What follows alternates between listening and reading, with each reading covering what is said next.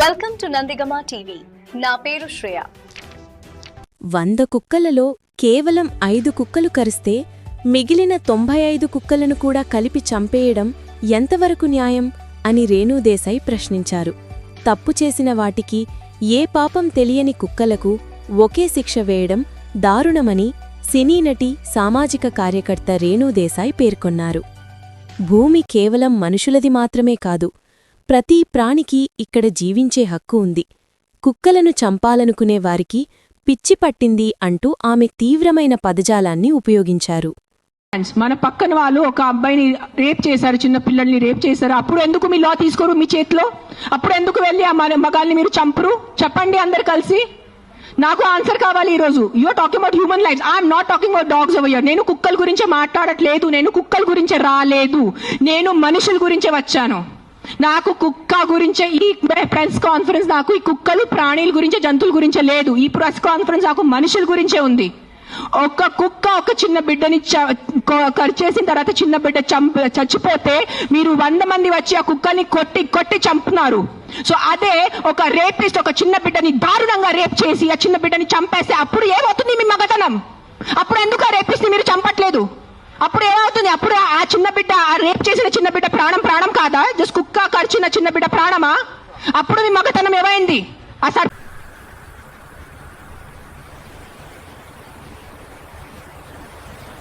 YSR Congress party కంచికర్చర్ల పట్టణ అధ్యక్షులు, కంచికర్చర్ల ఉప సర్పంచ్ వేమా సురేష్ బాబు పుట్టినరోజు వేడుకలు కంచికర్చర్ల వైఎస్ఆర్ కాంగ్రెస్ పార్టీ కార్యాలయంలో ఘనంగా జరిగాయి.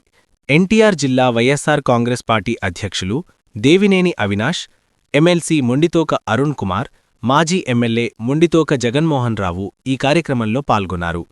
అనంతరం సురేష్ బాబుతో కేక్ కట్ చేపించి జన్మదిన శుభాకాంక్షలు తెలియజేశారు.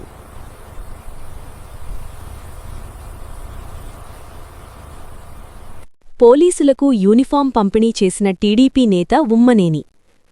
పోలీసధికారులకు సంక్రాంతి పండుగ సందర్భంగా నందిగామ మండలం Lingalapadu TDP vice president Ummaneni Vikram సోమవారం పోలీసు దుస్తులు పంపిణీ చేశారు.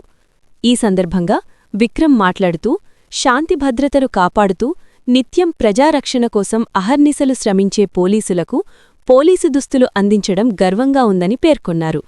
ఈ కార్యక్రమంలో పోలీసు ఉన్నతాధికారులు పాల్గొన్నారు.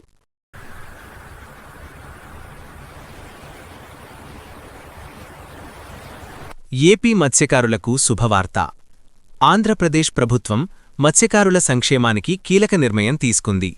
ప్రధానమంత్రి మత్స్యసంపద యోజన PMMSY కింద ప్రమాదంలో మృతి చెందిన మత్స్యకారుల బీమా మొత్తాన్ని రూ2 లక్షల నుంచి రూ10 లక్షలకు పెంచింది.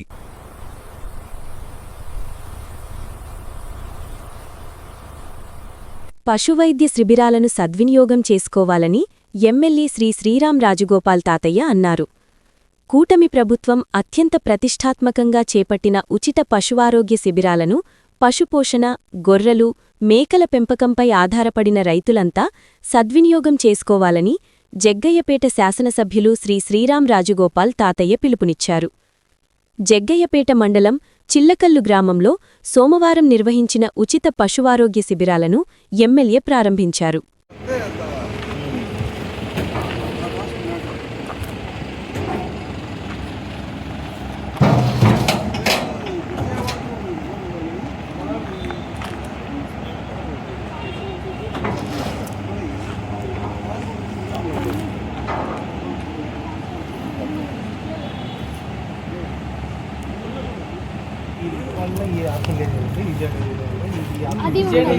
అది మనకి దీనికి సంబంధించి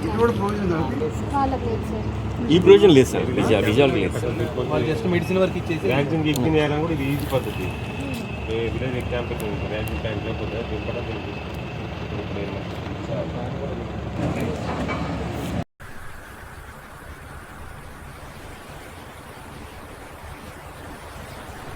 అసలే అమావాస్య. అర్ధరాత్రి చిమ్మ చీకటిలో ఊరంతా నిద్రపోయారు.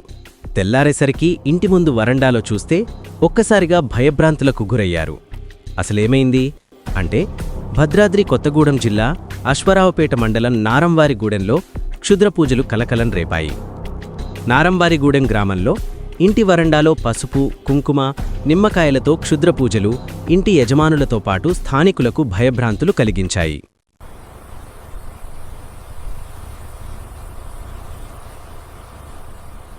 గ్రామ సమస్యలపై పోరాడుతున్న వకీల్ సాబ్. వీరులపాడు మండలం నందలూరు గ్రామంలో 5 నెలల నుండి కలుషిత మంచినీరు రావడం వలన ఆ నీటిని తాగడం వలన గ్రామ ప్రజలు అనారోగ్యం బారిన పడుతున్నారని అడ్వకేట్ తాడేపల్లి కాంతారావు తెలిపారు. అంతేకాకుండా గ్రామంలో పారిశుధ్యం అస్తవ్యస్తంగా మారిందని అన్నారు. ఈ సమస్యలతో ఎవరూ దృష్టి సారించకపోవడంతో చివరికి అడ్వకేట్ తాడేపల్లి కాంతారావు రంగోలికి దిగారు. ఈ సమస్యలపై నందిగామ బార్ అసోసియేషన్ సభ్యులు ఆజాద్, చరణ్, అరుణ్ మరియు జేటీ కృష్ణ అప్పాజీ ఆర్డీఓ కార్యాలయంలో వినతిపత్రం అందజేశారు.